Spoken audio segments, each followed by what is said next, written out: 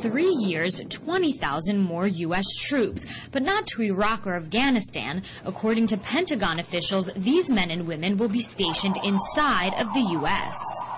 Thousands of additional uniformed men and women set to be trained by 2011. They'll serve as a response to a possible mass terror attack or civil unrest following an economic collapse. So how concerned are Americans about this?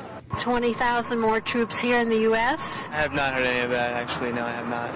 First time I've heard of it. Ben Friedman of the Cato Institute, a libertarian think tank, explained what this bombshell will mean for the U.S. Is this just the beginning of this expansion of presidential authority, of military authority here in the U.S.? I hope not. We've seen the expansion of the use of the military within the United States for some time. A lot of the concern with this story about these troops being used for domestic purposes was that they would engage in law enforcement, arresting people, detaining them. They can't do that. But that hasn't stopped people from speculating.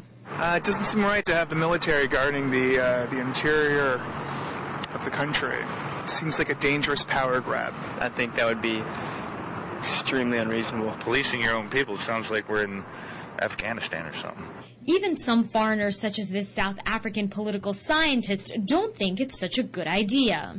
These are your citizens. They deserve your protection, but not to the extent that it becomes a militarized police state. I think we've had 8 years of that, and I think that's more than enough. But the real concern might be that Americans are depending too much on U.S. troops. What we should worry about is that the United States citizenry will become overly dependent on the military to deal with what are essentially government tasks. You know, what scares me is what happens 25, 30 years, 40, 50 years from now.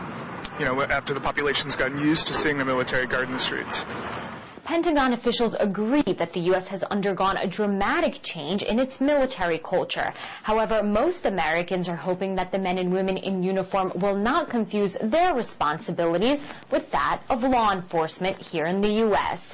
Dina Gosofsky, RT, Washington, D.C.